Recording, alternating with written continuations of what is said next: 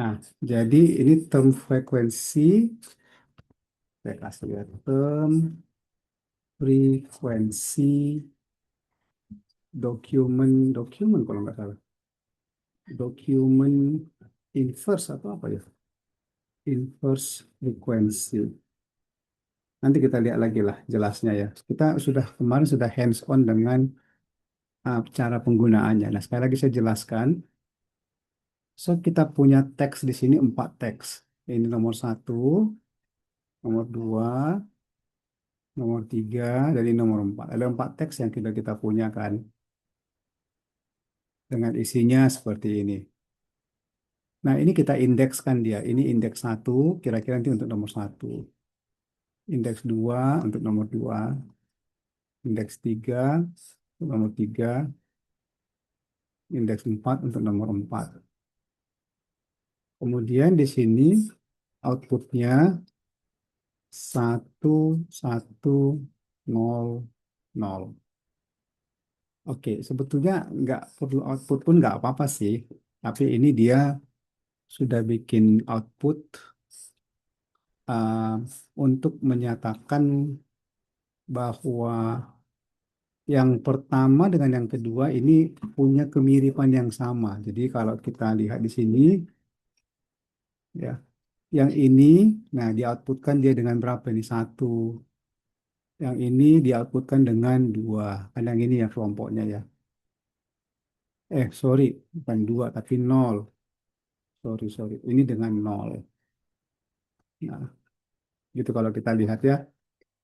Friends follow, follow. Karena follow, follow itu jadi sama, dia nggak sama.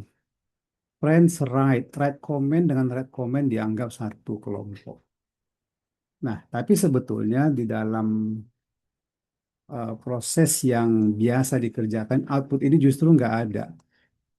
Karena kerja kita adalah mau melihat dokumen mana yang sama dengan yang mana. D1 sama atau similar dengan D2 atau D3, D4. Demikian juga D2 dengan D1K, dengan D3K atau D4. Demikian D3 dengan D1, D2. Nah, yang mana dokumen yang sama dengan yang mana? Oke. Nah, D ini sebenarnya hubungannya dengan dokumen ya.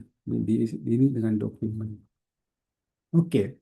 Cuman di dalam contoh ini, kalau kita lihat dia dokumennya masih dalam bentuk satu sentence kan. Di dalam real case-nya, real world-nya, dokumen itu adalah dokumen yang banyak pages-nya dan tentu sudah banyak juga sentence di dalamnya. Nah, ini hanya untuk simplicity aja dibuat dokumen yang simple. Oke. Nah, kemudian di sini kita melakukan satu identifikasi antara teks dengan output lah. Ya. Jadi sekarang coba kita lihat. Kita menggunakan TF-IDF Vectorizer. Oke. Nanti teks yang ini kita masukkan ke dalam fit transform. Nanti dapat X TF-IDF-nya untuk mendapatkan term-termnya dulu lah. Jadi comment, follow dengan follows, friends, ya friends yang ini ya, um, friends, nah ini friends, masuk Lionel ini juga masuk dia, right dengan rights. Jadi yang right dengan rights pun dianggap dua term yang berbeda. Follow, follow, follow, follows juga dianggap dua hal yang berbeda, dua term. Nah, itulah gunanya kita melakukan proses transform ini untuk mendapatkan features names, namanya feature. Feature, ya ingat feature, kalau dibilang dengan feature, apa ini feature? Feature ini aspek yang diproses. Itulah feature.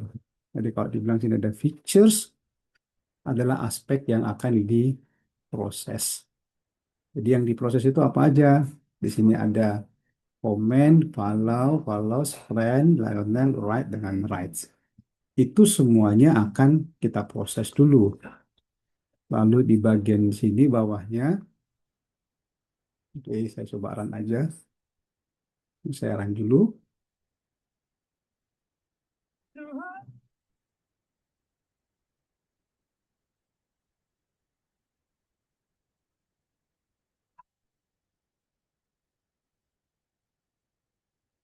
Oke,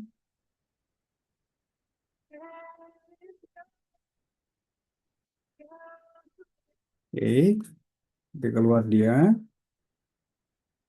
Nah, nanti dia akan menghitung dalam bentuk vektor. Nah, kenapa vektor? Vektor ini adalah hal yang memang selalu ya, saya bilang selalu. Dalam proses machine learning adalah vektor adalah representasi. Represent, represent, apa yang salah ini? Representasi dari user. Oke, saya sambung ya. Vektor itu adalah representasi dari features dalam format numerik. Ya, inilah dia yang perlu kalian dapatkan ya. Features adalah aspek yang diteliti. Vektor adalah representasi features-nya, tapi dalam format numerik. Kenapa formatnya numerik? Karena dia yang bisa diproses. Kalau dalam bentuk string, objek, nggak bisa. Kita harus dalam format numerik. Nah, sehingga dengan menggunakan perintah ini, tadi sudah ya, nah ini, ya, dengan menggunakan perintah um, features name tadi yang sudah kita ambil, yaitu ini, oke, kita menggunakan vectorizer, ini kan presenting IO. Apa ini? Salah tadi apa ini? Nah, yang ini, yang to array ini kan presenting yang ini, ya kan?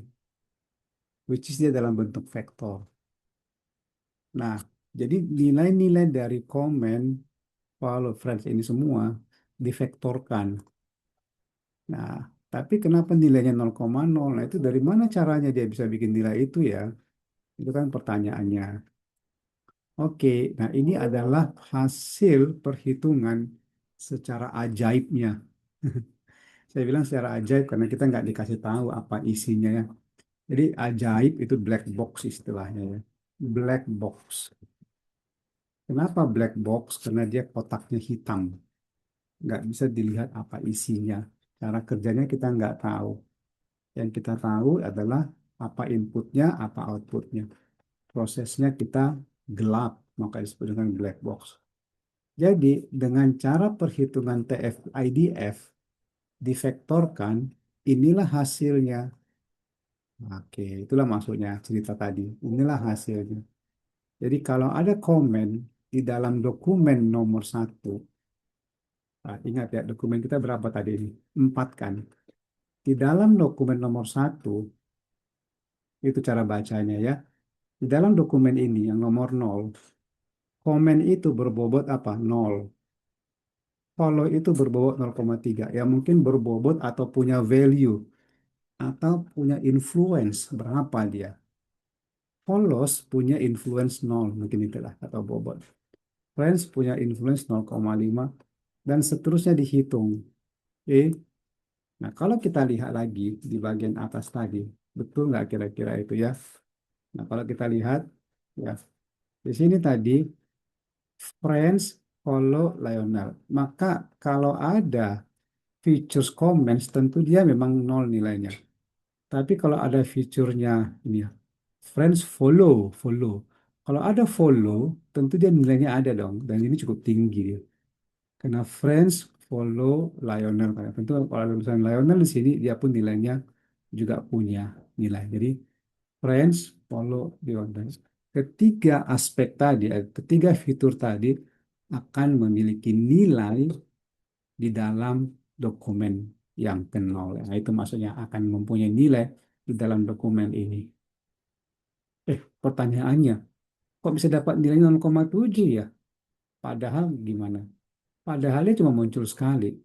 Oke, itu yang jadi pertanyaan. Oke, jadi ingat ya, kalau namanya TF-IDF, ini artinya dia akan ada dibandingkan ya, ini terhadap seluruh dokumennya.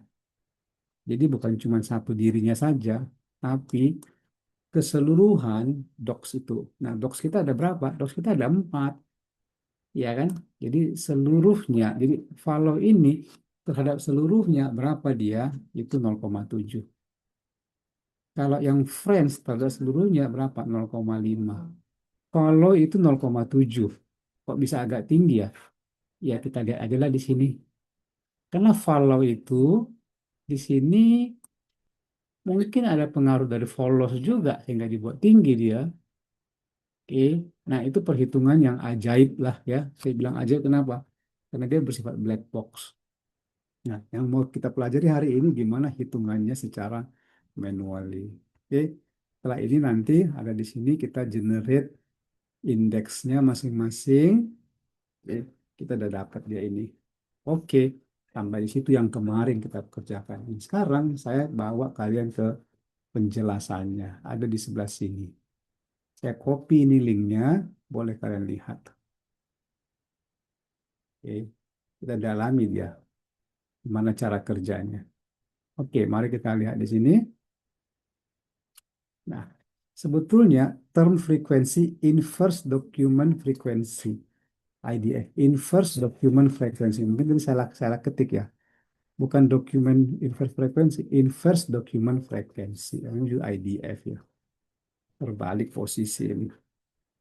Inverse document frequency. Ada inverse-nya, ada sebaliknya, kebalikannya. Oke, kita lihat ya. TF-IDF is statistical method used in natural language processing atau NLP and information retrieval. Jadi kalian ini sering terdengar istilah ini ya, NLP, Natural Language Processing atau IR. IR itu adalah information retrieval. Jadi artinya meretrieve information atau mendapatkan insight dari datanya. Oke. Nah, kalau kalian mau tahu hierarki dari sebuah data seperti itu, data yang diproses akan menjadi, ada yang tahu jadi apa? Data yang diproses akan menjadi information. Jadi informasi itu adalah sekumpulan data yang sudah diproses. Dan kalau sudah information, banyak information berkumpul, bertumpuk, dibaca, dialami. Ini menjadi apa ini? Knowledge. Oke. Knowledge. Jadi orang yang banyak knowledge-nya, informasinya pun nggak cuma satu. Informasinya banyak banget. Makanya knowledge ini harus didapatkan. Ini biasanya dari mana? Dari cara belajar, pendidikan yang lebih tinggi. Satu lagi, setelah knowledge-nya banyak, ini biasanya disebut menjadi wisdom. Nah, orang yang sudah pengalaman, banyak sekali asam garam, mungkin gitulah istilahnya. Wisdom lah itu. So, ini levelnya. Jadi kalau hanya bicara data, ya itu bagus. Tapi jangan bicara tanpa data. Itu namanya ngawur. Ya, bicara dengan data itu yang penting. Contohnya, kemarin terjadi banjir di Bandung Barat misalkan, atau Bandung Selatan, sorry, Bandung Selatan ada banjir. Banjir itu karena hujan terus-menerus selama 5 hari dengan okupansi atau dengan uh, keberlangsungan hujannya 85% hujan terus-menerus selama 5 hari. Kota Bandung Selatan tidak siap menghadapi curah hujan. Got atau selokan dalam kondisi yang tidak siap untuk menampung jumlah volume air yang mendadak banyak. Akibatnya air tak tersalurkan dengan cepat dan peningkatan penambahan air terjadi sehingga daerah pemukiman penduduk tergenang air. Nah, itu data. Tadi bilang banjir karena curah hujan ada angka 85% selama 5 hari. Nah, itu data. Jadi kalau kamu nggak bicara secara data, itu lawannya data apa kira-kira? Ini mungkin tahu. Ini sering dibilang ini. Ini yang nulisnya ya, hoax ya. Itu yang lawannya data. Jadi kalau bicara ngalor ngidul, ya inilah. Orang bilang kalau nggak ada fotonya berarti dia nggak betul, ya itu hoax, nggak foto katanya. Foto itu pun data. Oke, nah kalau kamu udah punya data, datanya banyak, diolah itu akan menjadi apa? Informasi. Oke, informasimu banyak banget. Informasi bisnis, informasi ekonomi, informasi kesejahteraan masyarakat, informasi pertahanan, hubungan luar negeri. Wow, kamu menjadi orang yang punya knowledge. Karena bisa merangkai semua informasi itu menjadi sebuah insight. Contohnya, ya, sekarang startup itu agak sulit, kamu bilang. Loh kenapa? Banyak startup yang dikejar-kejar karena mereka tidak memiliki laporan keuangan yang akuntabel, dilakukan penipuan seperti A, B, C, dan sekarang ujung-ujungnya mereka menjadi buronan polisi, misalkan. Padahal ekonomi Indonesia pun sedang tidak baik karena pemerintah tidak memberlakukan polisi terhadap penanaman modal secara transparan, orang sehingga investor tidak berani untuk membelanjakan uangnya di Indonesia. Loh, itu kan banyak banyak aspek ya. Dia bicara startup, dia bicara ekonomi, dia bicara investor. Nah, itu menjadi sebuah knowledge. Oke. Jadi kalau kamu ribut dengan orang yang hanya punya data, padahal levelmu informasi, maka stop aja keributanmu. Nggak guna. Dia baru bicara Bandung Barat yang banjir. Dia nggak bicara mengenai bagaimana sulitnya transportasi, kalaupun dibuat rel kereta, itu tidak mudah. Loh, kamu sudah punya data banjir, kamu juga punya data transportasi. Dia cuma bilang karena banjir aja maka sulit rel kereta api. Padahal bukan karena itu. Mungkin ada data lain yang menyebabkan transportasi itu sulit. Contohnya, tinggi permukaannya yang agak berbeda. Ada tinggi sekali, ada turun sekali. Kereta api nggak cocok naik turun. Nggak kuat mesinnya. Misalkan, kamu punya data medan topografi permukaan tanah. Dia hanya punya data banjir. Ngapain juga kamu ribut dengan dia? Oke, so nggak usah ribut kalau orang hanya punya data ketika engkau sudah punya informasi. Itu dia. Oke, naik kelas lagi. Kamu beribut dengan orang yang cuma punya informasi, padahal kamu orang yang punya knowledge. Ya, jadi kalau orang yang sudah punya knowledge biasanya senyum-senyum aja dengar orang berita, dengan dia bicara tentang informasinya, dia paparkan statistik segala macam, lalu dia tarik kesimpulan, mungkin dia senyum-senyum aja karena dia pikir, ah ini kan cuma informasi. Dia kan nggak bisa menarik sebuah insight dari situ. Knowledge-nya belum cukup, ya ngapain juga saya ribut dengan dia. Nah, itu kalau kamu punya knowledge. Oke, satu lagi kalau kamu punya wisdom. Biasanya ini orang tua yang udah sepuh, dia senyum-senyum lihat seorang anak memaparkan pengetahuannya. Seolah-olah dia sudah punya knowledge yang sangat tinggi. Padahal orang tua ini bilang, kalau di Cina itu nggak berlaku, nak. Jangan bilang di seluruh dunia. Knowledge-mu cuma punya sampel dikit, bilang di seluruh dunia. Cina nggak mengenal cara seperti itu, tapi orang tua ini nggak komentari. Dia cuma senyum-senyum. Kenapa? Dia udah punya pengalaman, pernah buktikan di Cina, knowledge ini nggak berhasil. Oke, so kita harus tahu siapa lawan debat kita. Kalau lawan debat kita tentang data, ya udahlah, kamu senyum-senyum aja.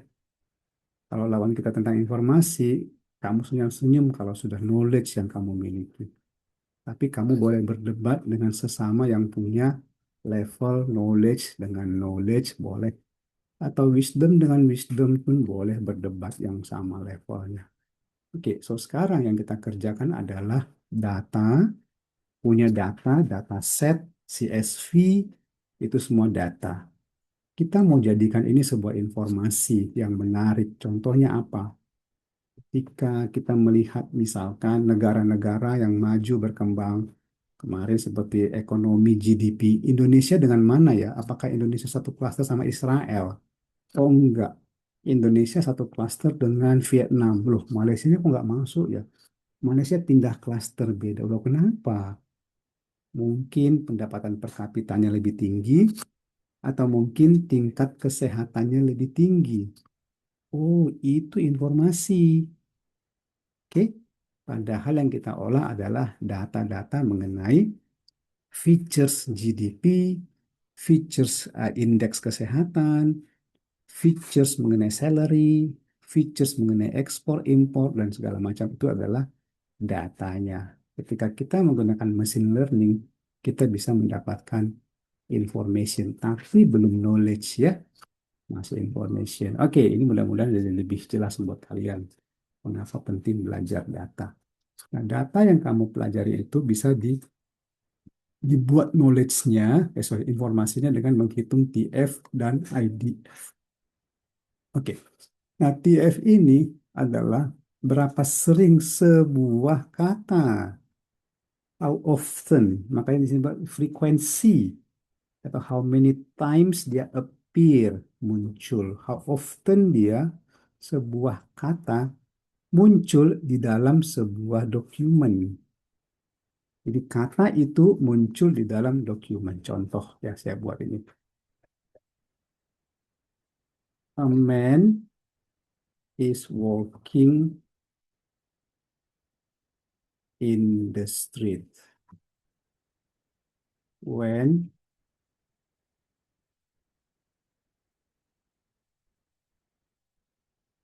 okay, when a woman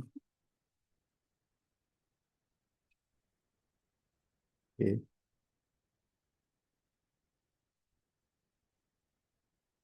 walks with her cat with her cat to see a walking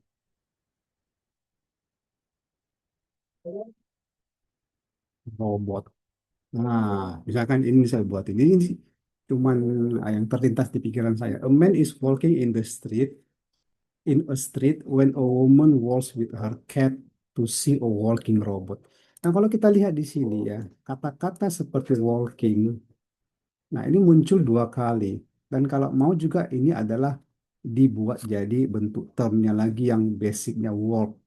Jadi walk, walk, walk muncul tiga kali. Frekuensinya tiga. Itulah yang disebut dengan term frekuensi. Jadi how often a word appears in a document. Ingat, dokumen. Ini masih sentence. Oke, jadi kalau dokumen, dia satu cerita buku atau novel, berapa sering dia muncul. Contohnya, kata apa? Kata-kata yang terkait dengan empati, empati, empati, empati. Nah, itu muncul terus, dihitung. Jadi semua kata dimunculkan. So that's why untuk tahap pertama tadi yang dilakukan adalah menghitung atau mengekstrak kata-katanya dulu yang disebut dengan features. Common, follow, follow. Nah, itu kan. Itu dulu. Setelah itu nanti dihitung dia pertama dengan TF-nya. TF itu adalah untuk kemunculan sebuah kata pada satu dokumen. Oke. So, di sini konsekuensinya a higher frequency akan membuat dia greater importance-nya. Importannya lebih besar atau dia more influence ketika dia frekuensinya lebih tinggi. Oh iya dong. Jadi kalau misalkan dia walk, walking, walk, walking, walk, walk itu sering muncul, maka dia ini mungkin cerita tentang ada seorang tentang berjalan-jalan atau jalan atau perjalanan atau apalah yang dokumen ini punya karakter atau konten terkait dengan berjalan. Oke, a higher a frequency suggests a greater the importance. In a term, nah itu ya. Nah, lanjut lagi, in a term appears frequently in a document. Jika satu term, ya itu term ini disebut dengan um, dengan word ya. Jika sebuah term appear infrequently, sering muncul di dalam dokumen, it is likely relevant to other document content. Jadi ada satu term yang muncul sering-sering di dalam sebuah dokumen, dia akan relevan kepada konten itu. Maksudnya apa ini? Oke, contohnya ya, kita punya dokumen tentang olahraga. Oke, mari kita lihat ya. Berita olahraga. Nah, yang ini, coba kalian lihat di sini. Ini saya bawa satu ini, Detik Sports. Contoh ya. Nah, jadi kalau misal eh, ini misalkan, buka. Kok malah ke sini dong? Tutup lah. Nah, ini. Contoh, ini sebuah dokumen ya. Oke. Klopp pelatih tepat di waktu yang tepat untuk Jerman. Jurgen Klopp resmi menjadi pelatih timnas Jerman. Klopp sejak awal sudah menjadi pilihan utama. DFB mengumumkan penunjukan Klopp pada Jumat. Mantan pelatih Borussia Dortmund dengan kontrak 4 tahun. Kegiatan Klopp menggantikan Julian Nagelsmann yang mundur usai Jerman gagal. Langkah di Mannschaft hanya sampai babak di rumah di 32 besar. Oke, lalu kepencet lagi nih. Mana nih? Nah ini ya. Klopp sendiri memang sedang tidak melatih usia meninggalkan Liverpool. Ia menduduki jabatan sebagai kepala pengembangan sepak bola.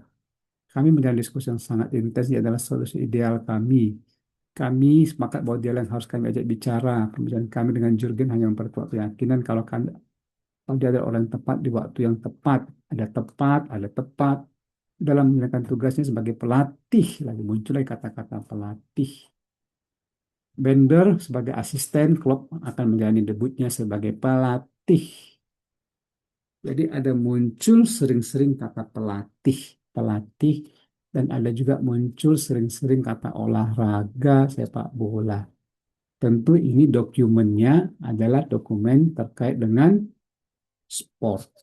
Oke, saya bayangkan sekarang ya, dia dokumennya terkait dengan sport. Ngomong-ngomong, kenapa saya nggak bisa ngeklik ini? Ya, Allah, kenapa ini nggak bisa ngeklik ya? Nah, sudah. Berarti dia ini adalah dokumen tentang sport. Nah, itu yang masuk di sini. Jika sebuah term muncul sering di satu dokumen, oke,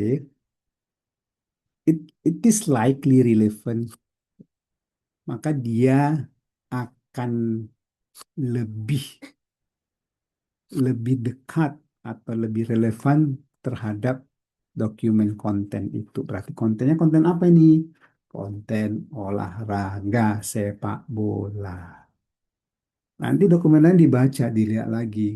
Ini kontennya konten olahraga bulu tangkis. Lihat lagi, ini kontennya konten olahraga voli. Dilihat lagi, ini kontennya konten tentang membuat atau mencoba resep spaghetti kekinian Gen Z. Wah, ini berarti tentang masak-memasak. Nah, yang tentang resep tidak akan masuk ke dalam konten sepak bola dalam klaster yang sama. Mereka akan split cluster, ya. Jadi kontennya itu yang dicoba cari tahu dengan memanfaatkan frekuensi dari dokumen yang muncul. Itulah maksudnya. Jadi TF ini masih ya ini TF ini masih pada satu dok saja. Itulah maksudnya. Masih pada satu dok saja. Itulah TF. Oke, mudah-mudahan kalian paham. Yang berikutnya adalah IDF. Nah, IDF ini apa? IDF inilah Inverse Document Frequency. Nah, ini reduce the weight of common words across multiple document. While increasing the weight of a rare word, kata-kata yang jarang juga dicoba dikuatin. Nah, if a term, ini if ya, tadi pun ada if juga di sini. Nah, jika sebuah term appear in fewer document, dokumen yang lebih dikit, more likely to be meaningful and specific. Ya, mana handphone ID mana? Bentar. Hmm,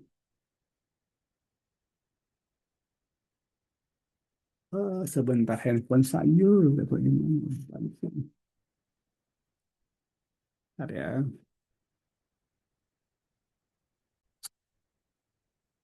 Jadi termnya itu muncul di dokumen yang jumlahnya sedikit ya, hanya beberapa saja. More likely to be meaningful and specific. Jadi mungkin dia itu term itu spesifik banget dia, karena dia kalau pelatih pelatih, tapi apa spesifiknya? Pelatihnya secara umum mungkin, sepak bola mungkin yang lebih spesifiknya, karena dia memang sedikit, tapi kita mau melihat dia punya peran enggak. Nah, itu adalah IDF. Tapi ingat ya, IDF ini adalah common words tidak terhadap seluruh dokumennya, multiple dokumen. Nah, IDF itu punya rumus begini. Log log dari total number of document, ada berapa banyak dokumenmu, oke, kemudian dibagi dengan number of document containing term T, sebuah term. Jadi misalkan dokumenmu 4 dibagi. Berapa dokumen yang ketemu T-nya itu? Misalkan 2. Dokumenmu 4, tapi kata pelatihnya muncul di 2 dokumen, berarti 4 per 2. Oke. Sedangkan kalau yang ini, yang TF ini, berapa kali T itu muncul di dalam sebuah dokumen? Misalkan dia 2 kali muncul. Berapa total number of term in document D? Ada berapa termnya? Misalkan ada 50 misalkan, 50 kata. Maka TF-nya adalah 2 kali dia muncul dari seluruh 50 di dalam sebuah dokumen.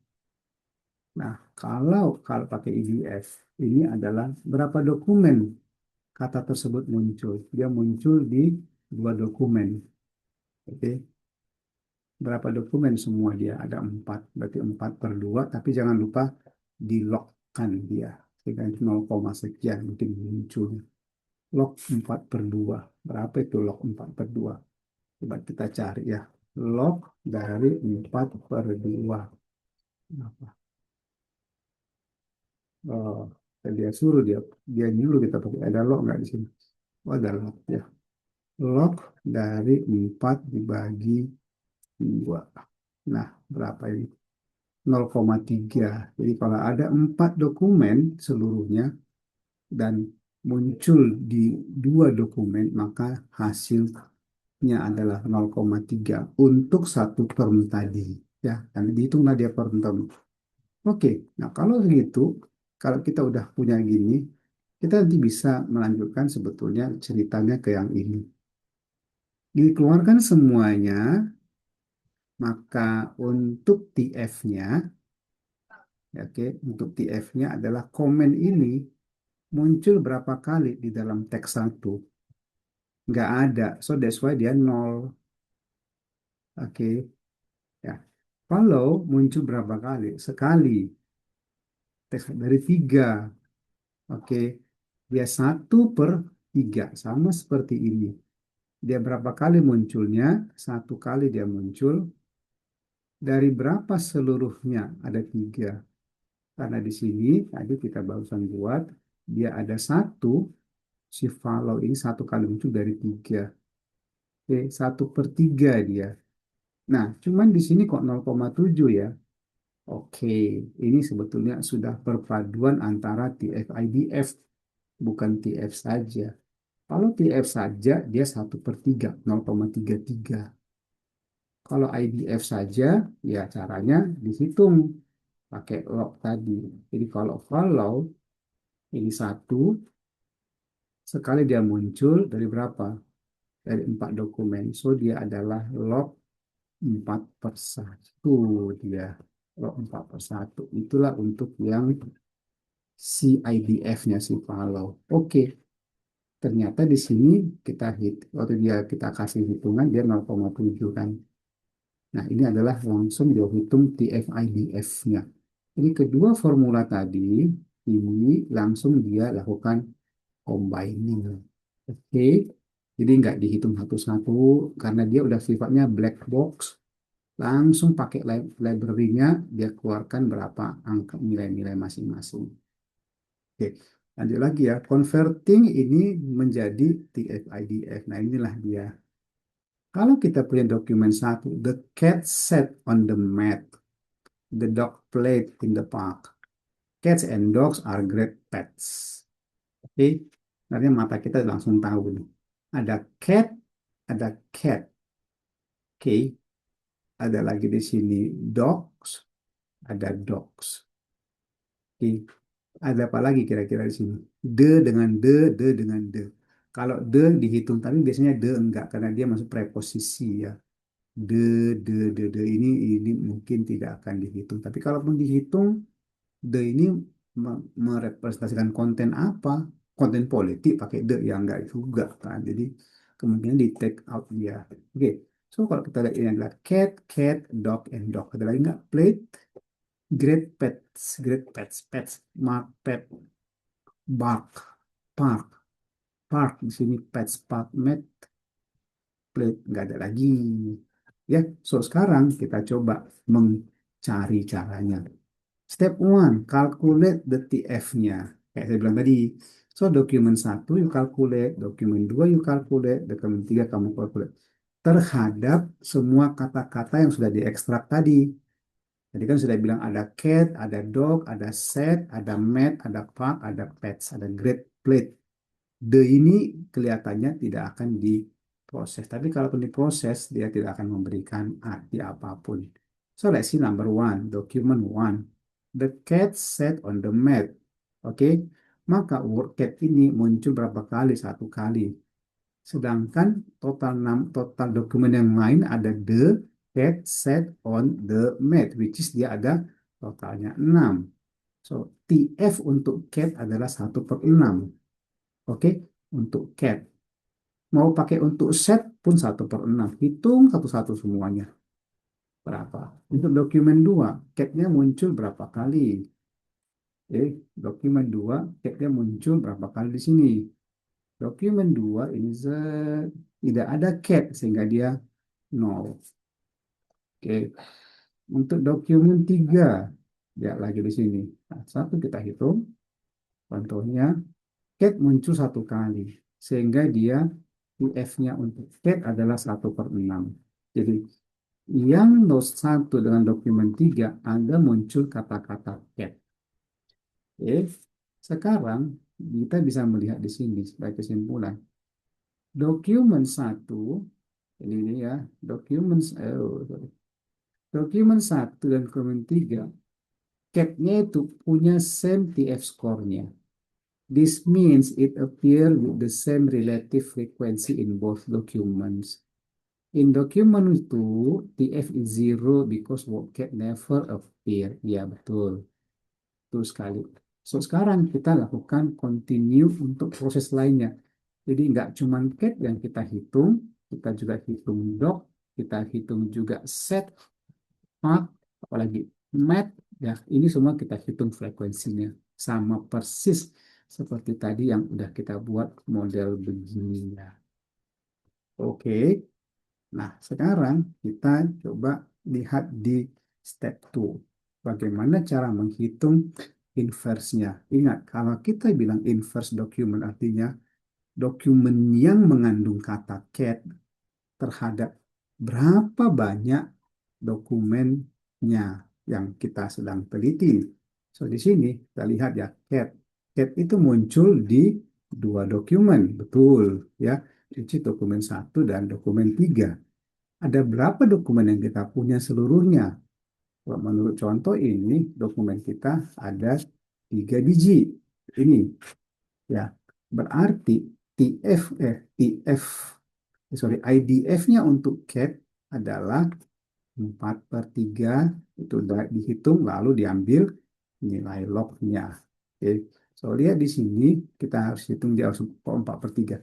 3/2 lalu kita logkan dia. Log dari A3/2.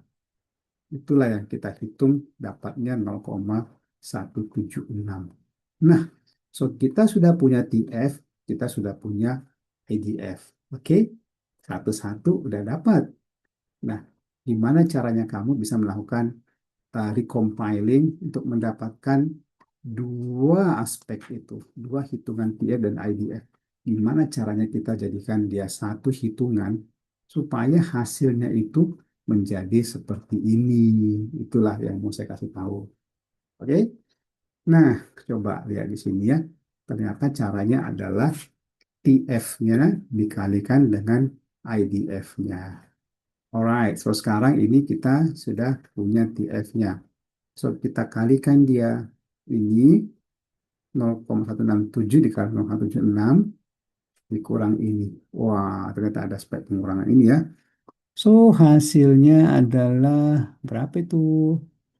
Oke, jadi untuk di dokumen dokumen satu ya nilai TF-IDF-nya itu adalah ini kali ini ya Kak, sekitar segini. Dokumen 2 0 kali itu sama dengan ini. Dokumen 3 ini kali ini sama dengan ini. So, kita bisa dapat nilai dari dokumennya, TF-IDF-nya adalah satu. Ini bukan sama dengan, ini bukan kurang, tapi sama dengan ini. 2, 3. Ini adalah nilai dari TF-IDF dokumen itu. Nah, ini kalau kita buat implementing in Python ya. Sama aja sih sebetulnya kayak yang tadi udah kita pelajari. Contohnya dokumennya ada di sini. Oke, lalu ini kita buat representing dari tiga dokumen. Lalu kita pakai namanya TF-ID Vectorizer, fit transform dari stringnya ini.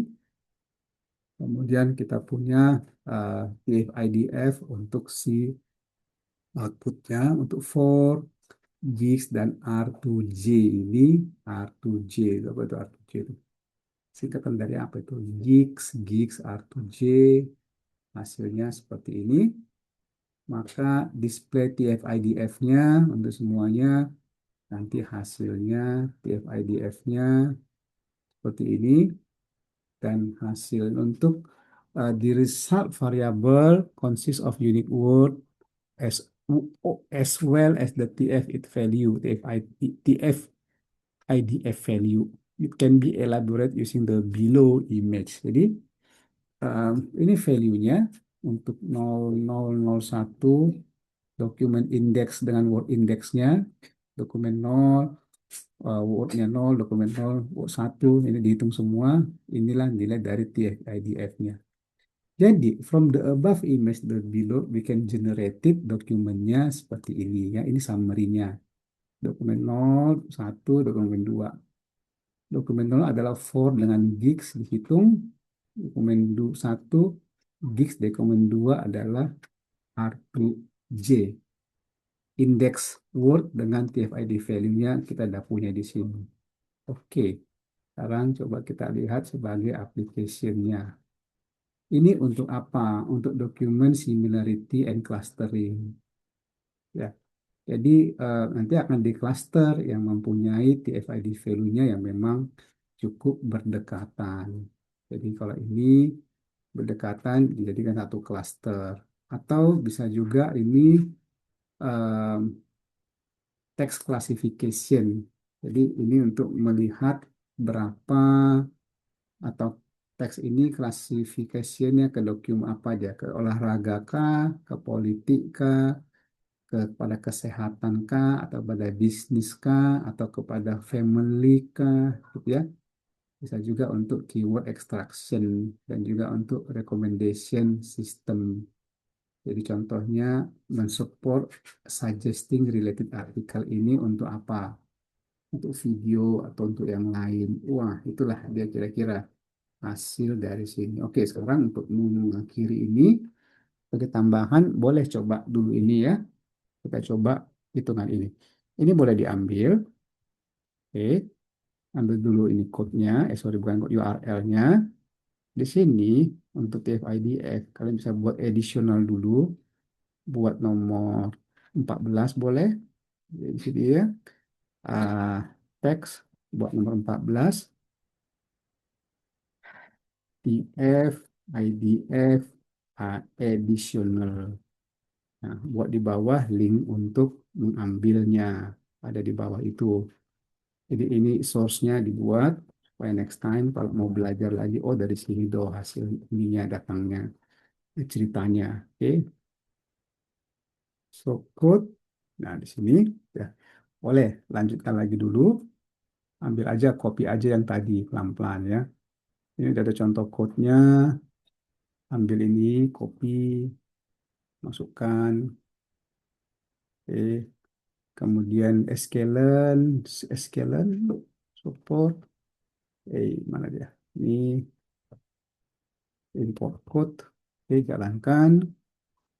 Oke, lalu yang nomor dua, anggap ini dokumen, tapi kita hanya bikin satu dokumen, satu sentence ya. Nggak apalah untuk latihan. Oke, ini dapat. Oke, yang nomor tiga, kita bikin vektornya. Oh, terus dapat ya resultnya apa di sini. Ya, kalau mau di sini bisa kamu risapkan aja, boleh untuk melihat apa sih hasilnya untuk vektornya. Oh, gini, oh matrix ya, masih dalam belum to array. Kalau mau di to array kan dia seperti yang eh, tadi itu, nanti deh kita masukkan ya.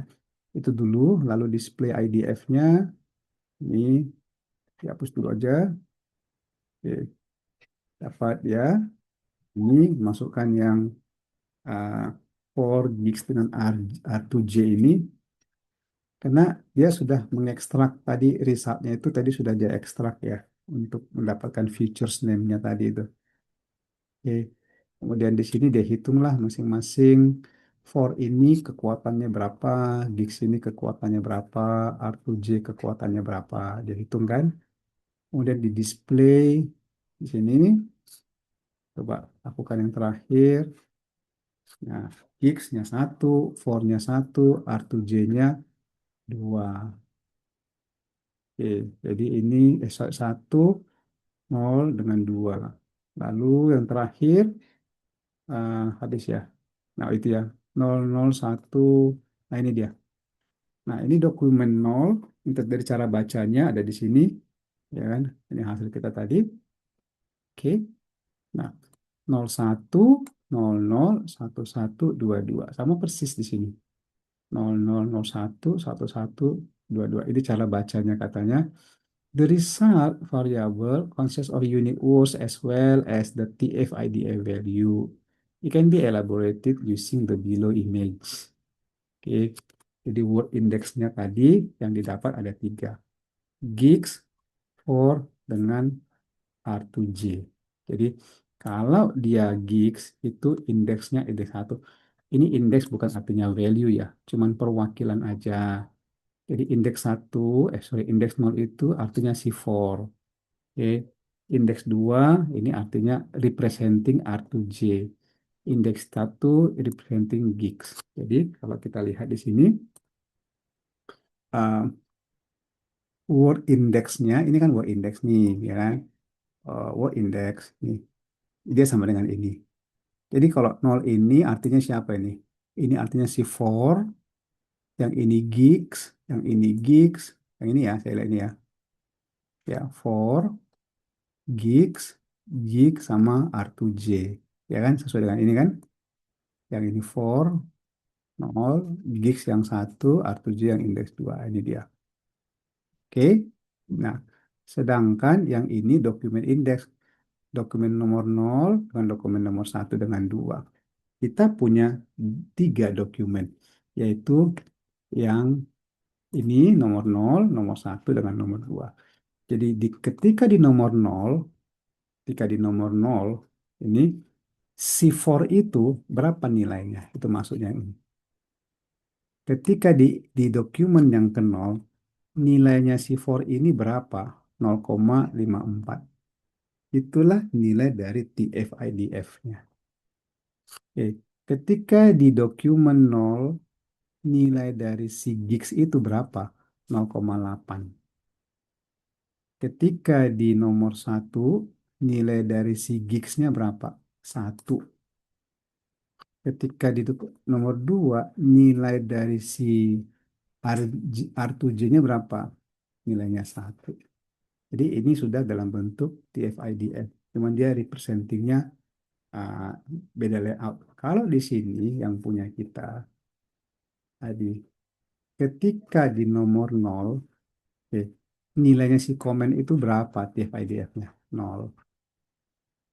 Ya. Ketika di dokumen note, nilainya si follow berapa? 0,7. Sama dia. Ya. Tapi dia bikinnya dalam bentuk baris dengan kolom kan. Nah, kalau yang ini dia bikinnya dalam bentuk ya langsung seperti ini. Oke. So, from the image above, below can be generated. Inilah dia. Jadi di dokumen 0, si for ini nilainya adalah 0,54. Di dokumen 0, gigs ini nilainya 0,85. Dokumen 1, gigsnya nilainya 1. Dokumen 2, R2J nilainya 1. Oke.